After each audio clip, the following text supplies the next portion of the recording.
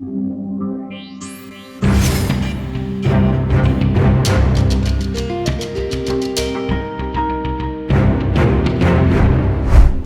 to Advocate Today. I'm Tracy E. Gilchrist. Thank you for joining me. What happens when you combine Hollywood's greatest actors and a future NFL Hall of Famer? You get one heck of a movie. 80 for Brady follows four women who are diehard Tom Brady fans and their trip to the Super Bowl. The cast includes Sally Field, Rita Moreno, Jane Fonda, Lily Tomlin, and Billy Porter. I had the honor of speaking with all of them and director Kyle Marvin about women's friendships, following your dreams at any age, and how this movie is pure camp. First, I wanted to just congratulate all of you on 80 for Brady. It's really a light at this time. And I wanted to first start by asking about this film that really focuses on friendship, but in particular, friendship among women. And Rita, I would go to you first and ask you to please comment on that aspect of the film and, making that film with these three other incredible women. The idea of making a film about women of a certain age was thrilling to me. And when I was told who was going to be in it, I think I was the last one.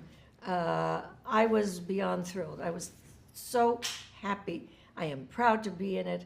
And more than that, I think it's important to remember that essentially this is about friendship and about women, how women relate to each other. And I think to me, that's the whole movie. I know it's about football. I know that Tom is in it, and you'll get to that in a minute. But what's important to me is the people who are sitting here right now. Yes, wonderful. Well, thank you. And then as I was leaving the screening the other night, my friend turned to me and said, "That's the gayest sports movie ever." And of course, that's a joke, but it's also really kind of important because you four are all icons for LGBTQ plus people. Billy Porter is in it, Sarah Gilbert is in it, there's some campy moments.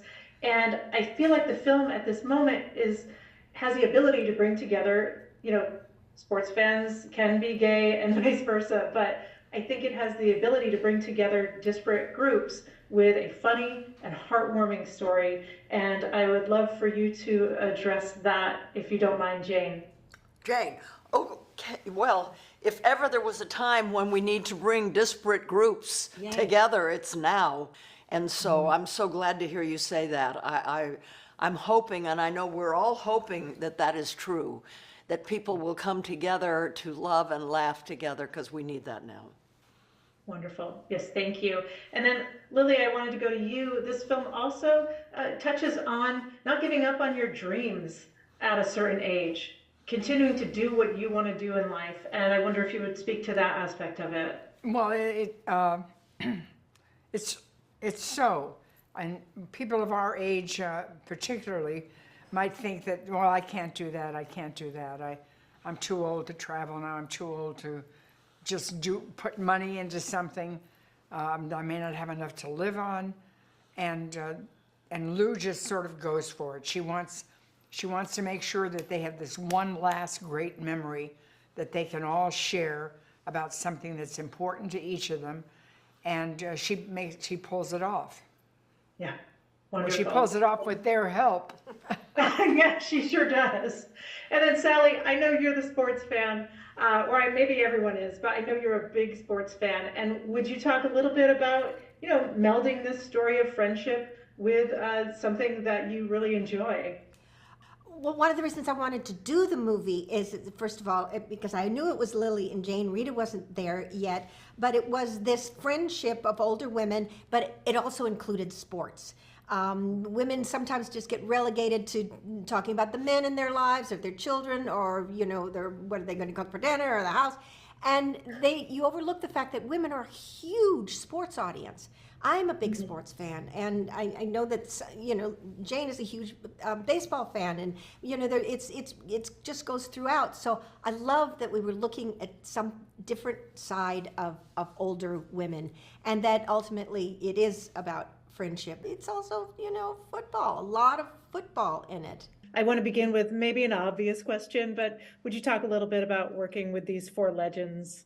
Yeah, And, it's like one of my top 3 experiences of my career. You know, I am a student of the arts. I've studied and I've trained, and these four women have been real giants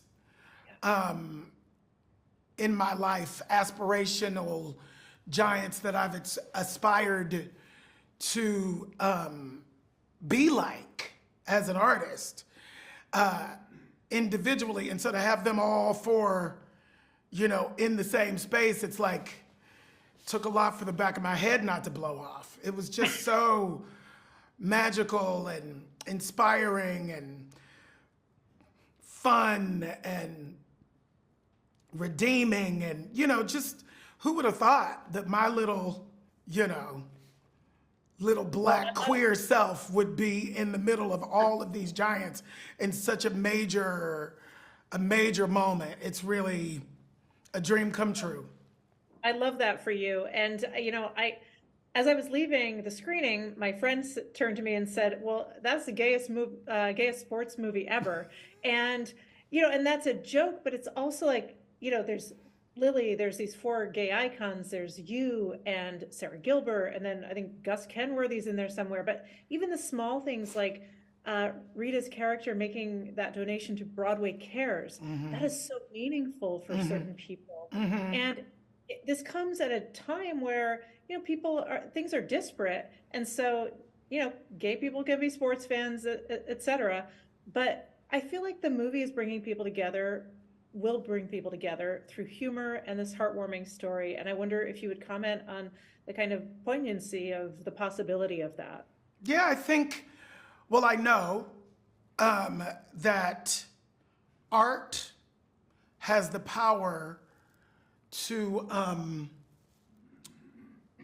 shift hearts and minds. And the way that we do that is, an example of the way that we do that is this film. I agree with you totally. When I read the script, I thought this is such a great way to bring disparate, using your words, disparate people, ideas, communities together and try to get us in a room so that we can just talk and understand each other and remind ourselves of our inherent humanity. You know, it exists in all of us. And, you know, football is a major crossover, connective thing, you know, and I'm proud to be involved in it for that reason. Thank you for noticing that and seeing that. Tom Brady is very good. Yeah. He's a good actor. Would Yeah. you talk a little bit about, you know, I know he's a producer, but, you know, Sure. bringing him onto the camera? Yeah, I mean, I think it was something that everyone was a little concerned about, including him.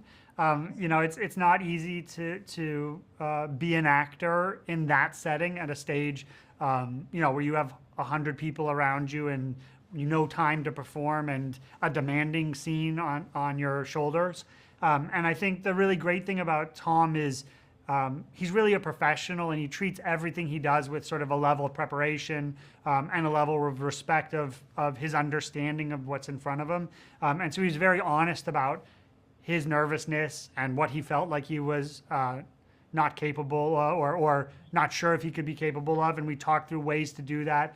And then he really just dipped into it. And the beautiful thing was, you know, the core motivator, I was like, just look into Lily Tomlin's eyes and say what you need to say. And Lily is such a beautiful scene partner to all the actors she works against, because she's so committed and she's so open and she's so honest in her performance. I think that really helped. You know, it helps when you have one of the greatest living actors across from you. These interviews were such a blast to do. I adore all of these actors, and as a native New Englander, I didn't mind seeing the Patriots win it all on the silver screen. 80 for Brady hits theaters on February 3rd. And for more from these interviews and more with entertainment's biggest names, head to the Advocate channel wherever you stream. I'm Tracy E. Gilchrist. I'll see you next time.